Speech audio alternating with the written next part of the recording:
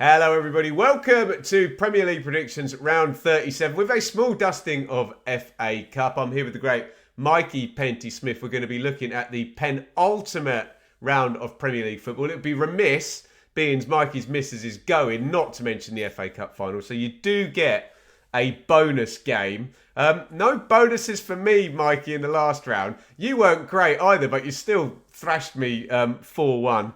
Very, very poor show last time. So in the comments, everybody who got more points than us, that's probably all of you. The weekly, well, it's been unassailable for a while. 17-9, oh dear.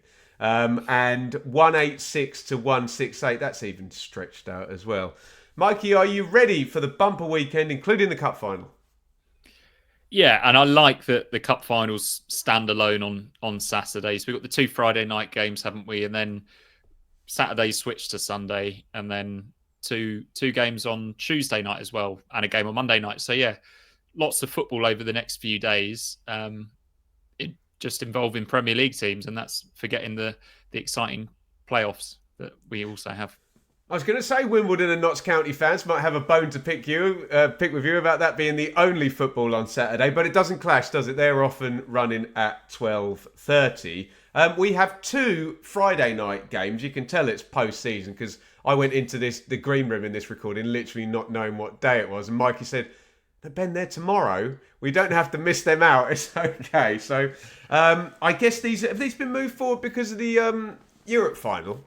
Yeah, I think Villa Spurs definitely was. I think Chelsea Man United has been there for a little while, probably because there was such a good chance that two of them would be in European finals.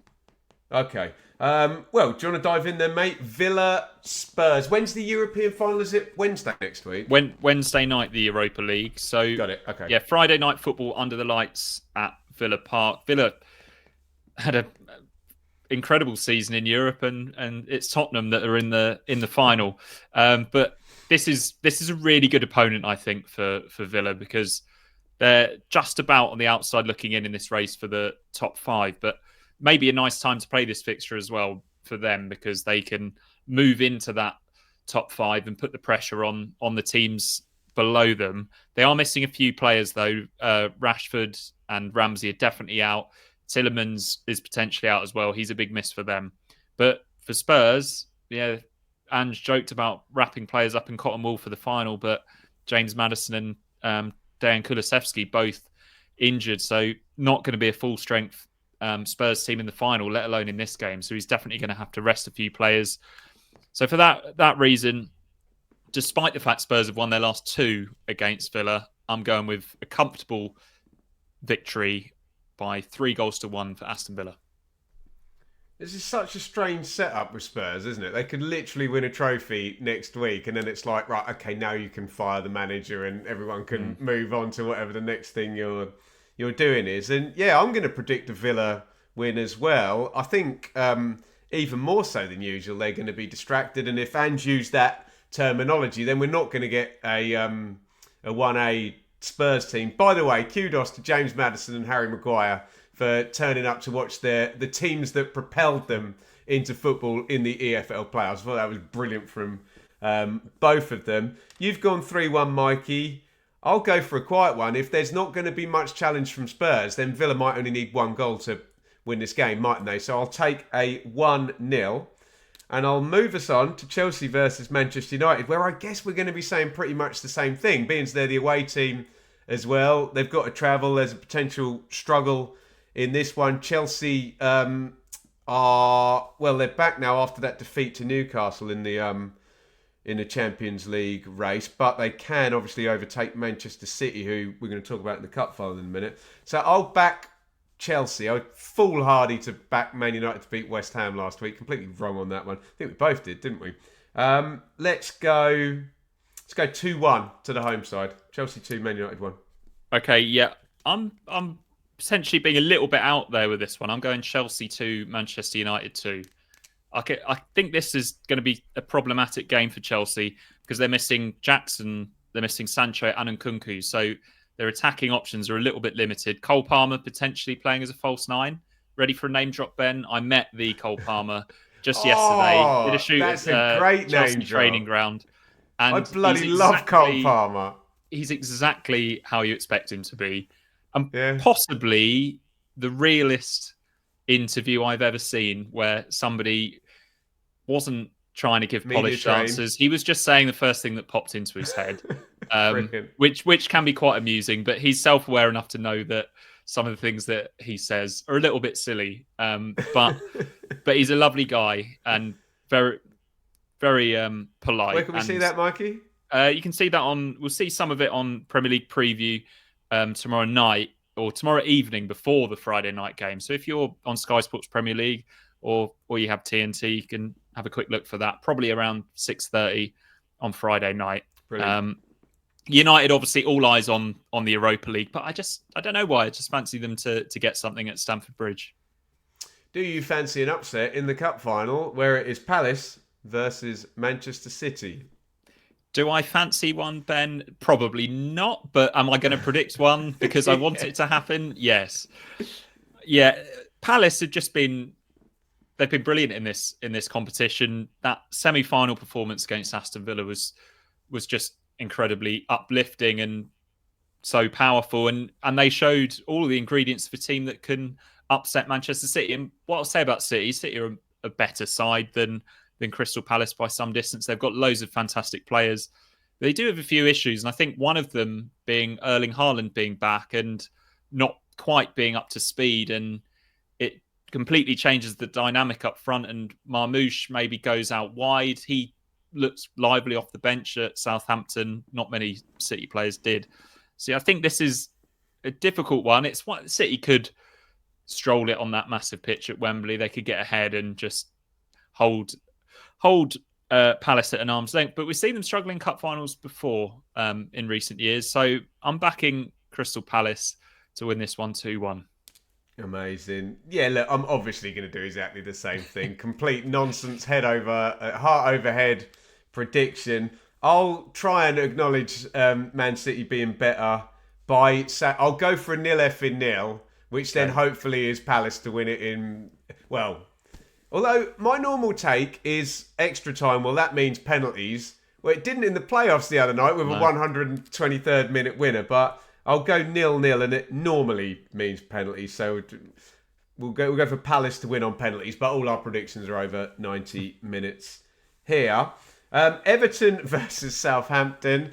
I quite enjoyed the Southampton Twitter. I mean, it's not something I do, but if you're in football banter, then unapologetically saying never in doubt and don't worry, Derby, we've got it covered on your club Twitter, I actually find quite funny. So you love to see it. Is this the last game at Goodison, Mikey? It is. It's the last ever game at Goodison. This is going to be an emotional one, isn't it? And a last game at Goodison. Well, a last game for Everton, perhaps, for Seamus Coleman, who has been a long servant for them. There's going to be a bit of a theme in all of these. It's the last home game for quite a few Premier League legends for a lot of clubs.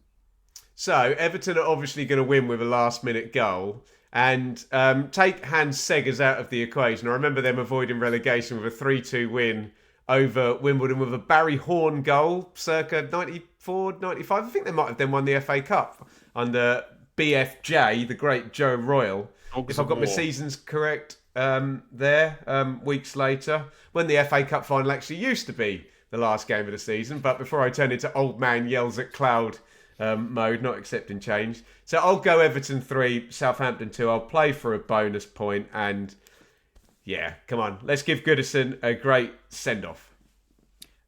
Yeah, I think it will be a good send-off for Everton. I think they'll come out fast. It'll be high-octane stuff in the first 20 minutes, and I think they'll do what they did against Ipswich. They'll get themselves 2-0 ahead, but this time they'll coast to the finish line with a 2-0 scoreline, which Everton fans will be really happy with. West Ham versus Forest, the Michael Antonio derby. How is he? He had a horrible injury, didn't he? Yeah, I think he's doing well. I think he's hoping to be back at the start of next season, but we'll see. Fingers crossed for him. West Ham playing without a striker a fair amount this year, but they've got options up the pitch now.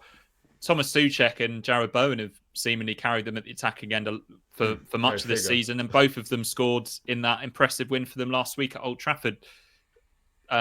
kind of came out of nowhere, that one, but I guess that has been the case for a lot of teams playing Manchester United this season. Forest, on the other hand, they've fallen off pretty badly, but Chris Wood is back scoring, and West Ham just too inconsistent to get 2 wins in a row for me. So for that reason, I'm going West Ham 1, Nottingham Forest 2. I was going to make some joke about Mr. Marinakis naming himself as a sub and coming on actually while the game's still going. He's always good value, isn't he? Bless him.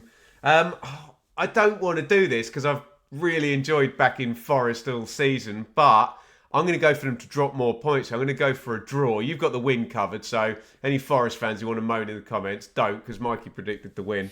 But yeah, you're going to soften West Ham up for a vital round 38 game, aren't they? I'm going to take a 1-1 and move us on to Brentford versus Fulham, the playoff final 2020, was it the COVID season? Behind closed doors, wasn't it, that one? Joe Bryan bending the free kick round crazy David free Raya. kick.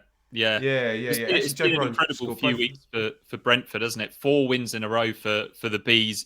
I think and a lot of people had maybe written them off in the race for the top, well, for the 8th position, but they've come back, and they're quite a streaky team, aren't they, Ben? They go on long runs without a win, and then they'll win three in a row. This time they've done 4 in a row, and I'm going to back them to do 5 as well. Whoa! I'm up first. I don't want to steal your prediction here. The FA Cup game has completely thrown me off. Has it thrown you the other way around? Has it? Yeah.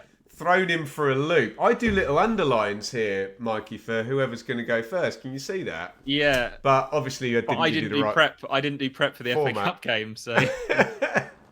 Well, I promise I was going to do a Brentford win. I promise. I'm not just saying that because you've spoiler alerted your one.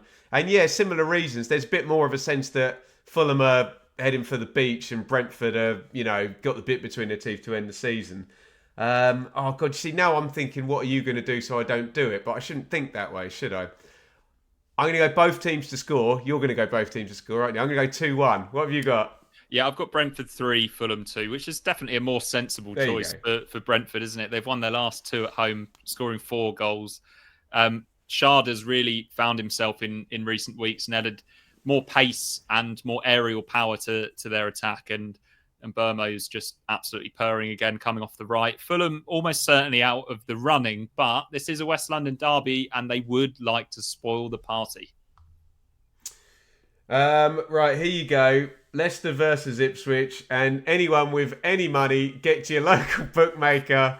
Jay Vardy, anytime goal. Get on it now, because it's happening. Yeah, it's almost certainly happening, isn't it? He's bowing out on 500 appearances for Leicester. He scored 144 Premier League goals, but the most important number is that 199 in a Leicester shirt. How much would probably all football fans, apart from those of an Ipswich persuasion, maybe Sheffield United fans might have something to say about that, but I think most general football fans would love to see Vardy do it one last time for Leicester and probably run and celebrate in front of the Ipswich fans. I don't want that to happen, Ben, which is why I'm going to say that Ipswich are going to win this game. They've played well in their last couple of games, and we've been strong away from home most of the season as well. I think we're about 15th, 16th in the Premier League away table. It's been our home form that's been the problem. But yeah, I'm going to say Jamie Vardy's going to score, but Ipswich are going to win 2-1. I'll go 2-2 and also back Jamie Vardy to definitely score. And I mean, maybe I'll do something at large on the channel, but I don't think this guy's career could be... I think it's a little bit underplayed because he's a bit of a joker and because he's English, and I don't want to go into my class prejudice rant again, which definitely exists when it comes to football, and certain players I don't think get treated the way they should because of their roots, perhaps. But Mikey, I think if you're doing a Premier League Hall of Fame, yeah, of course Alan Shearer scored more goals. Yeah, Thierry Henry was amazing, Cristiano Ronaldo. But for the narrative of Jamie Vardy's career, I'd have him in some kind of top 10 Premier League players just for the storyline. Just incredible what he's done, isn't it? Well, when Jamie Vardy, I think it's when he scored for Leicester against Manchester United in a 5-3 win. I must admit, by that stage, I hadn't really noticed him that much. And when I saw him do an interview afterwards, I turned to my mate and said, "He looks like the chavs that we play Sunday League football against." And that's the beauty of Jamie Vardy. But after that, he just became this top elite Premier League goal scorer. But he's the guy that he represents those amateur footballers that that maybe go out a little bit too much when they're young and can be a little bit aggressive at times and a little bit weedy. Doesn't look like a hulking centre forward, but yeah, he's one for not for the streets. He's the one for the Sunday League pitches, even though he's obviously much better than that. And I think when people think about what is probably the greatest title win in Premier League history that probably won't be beaten, I think the first person I don't think they're going to think of Mahrez or Ranieri or Wes Morgan. Kante. I think they're going to or Kante. I think they're going to think of Vardy. I think you think of Vardy, yeah. I think he is the face of, so yeah. And he hosted the party, didn't he? Maybe that can be our tribute to someone who is an all-time Premier League great. Wrapping up by inevitably scoring against the team that we both support, Mikey. There you go. Arsenal versus Newcastle. Well, we had Arsenal wrong, didn't we? We thought there'd been a bit of a funk after the Champions League exit, and they went and got a draw there. I'm wondering whether you're going to have the narrative of, Newcastle having so much to play for, but Arsenal are still a damn good side, aren't they? So I think I might I can't see Newcastle going there and winning, but they might get something. I'm going to play a boring 1-1, Mikey. What do you reckon? Yeah, I'm going for a draw as well. I'm going for 2-2 because I think it's a result that probably suits both. Although Newcastle can go second, they can finish second if they win this one. Arsenal, they won't want to be third in a 2-horse race because that's something that's been pointed at Spurs in the past, hasn't it? They won't want that. Well, in the Jamie Vardy season, yeah. Yeah. And yeah, as you say, they battled hard last week, and they might have Declan Rice back for this one. Kai Havertz might be on the bench, but I'm not sure what they're going to do in the centre forward position. Maybe another Saka or Martinelli playing in that role. A draw, I don't think, would be problematic for either team. So yeah, that's why I'm going for 2-2. Brighton versus Liverpool, the Alexis McAllister derby. Yeah, very nice. Yeah, Brighton might need a win to keep their hopes of Europe alive, or they might be in a position where they can take advantage of slip-ups from other teams because they're obviously playing on Monday night. I think after that decent win that they had last week with Welbeck finding the net again, I think they're going to have the bit between their teeth, and Liverpool, they've got the trophy lift coming up at Anfield. I think this is maybe a harder one to get up for. Even though Liverpool are the better side, and I've been wrong about Brighton so many times this season, I'm gonna back them to win this one just on the basis that they need the win a hell of a lot more. So I'm going 2-1 to the Seagulls. It's all right, Mikey. You still got Bournemouth to come, mate. You can get completely stitched up again by a club you can't predict to end the show. Oh, I don't know what to do with Liverpool because I think I've gone with both narratives of them being on the beach and finished, and then them being too good. So I don't quite know where to go with this. Oh, could see all three outcomes.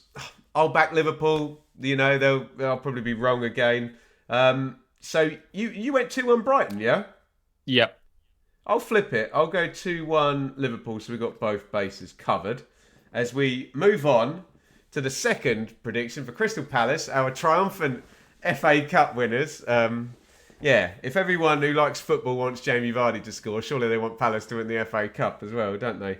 But they've got Wolves, and Matis Cunha's agent is already mobilising, according to my Twitter feed. And yeah, so is Liam Delap's apparently, but there you go.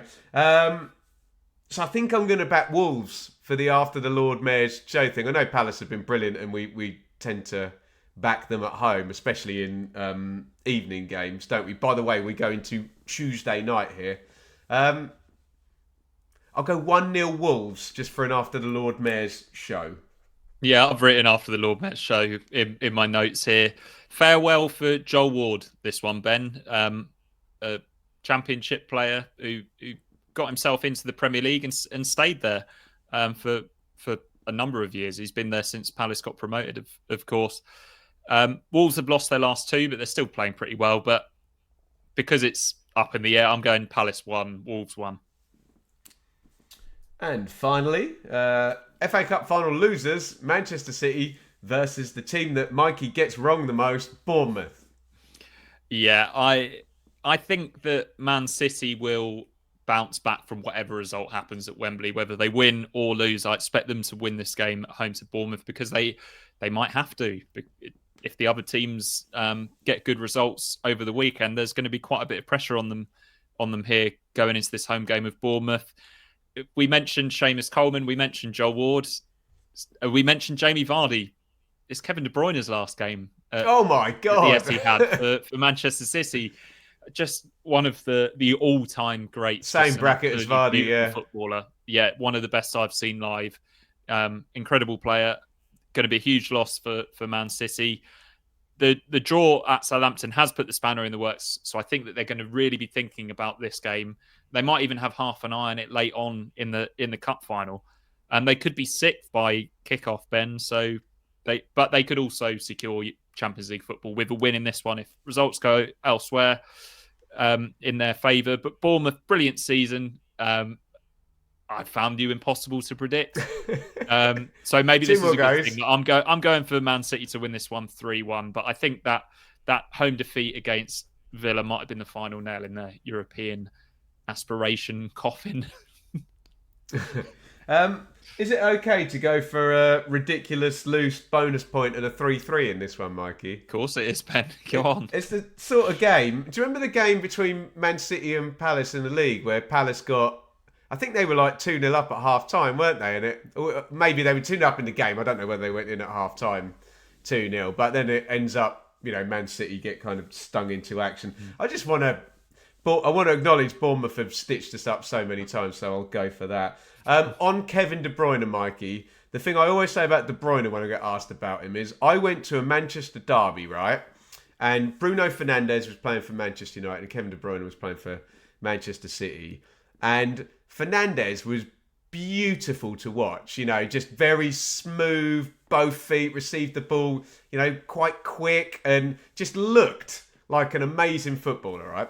Kevin De Bruyne controlled the ball with his right foot most of the time when he should have with his left foot. Kind of ran with a funny gait, looked a bit clunky. Now ask me which one completely ran the game and was the best player on the pitch by a mile. It was quite strange watching him. He was incredible, but I was like, Fernandes looks like De Bruyne should look, but look at the way De Bruyne plays. Yeah, so wide as well when you see him in the flesh. De Bruyne's back.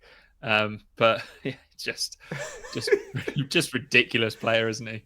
Yeah. Just fascinated me how smooth Fernandes looked in comparison. But who was the savage in that game? Put it that way. Get your predictions in, and even if you don't get your predictions in this week, talk to us about Joel Ward, Jamie Vardy, Goodison Park, Kevin De Bruyne. A lot of farewells this week on the show. I didn't say at the top of the show, for God's sake. 1 point, correct outcome, home away draw. 3 points for a correct scoreline. 4 points for a bonus which has to contain 5 or more goals. I have a couple. I've gone Everton 3, Southampton 2, and Man City 3, Bournemouth 3. Mikey's gone with a 3-2 in Brentford versus Fulham. Thank you as ever, Mikey. I've got to go and disappear immediately, so we won't do any post-show. Post-amble? Is that a thing? If you can have it's like being whelmed. You need to wrap it up, Ben. I know, but like underwhelmed and whelmed or over. Can you just be whelmed? Can you have a post-amble? Whichever way, we shouldn't be. Goodbye, everybody. Enjoy the cup final and enjoy all the great departures we're seeing this weekend.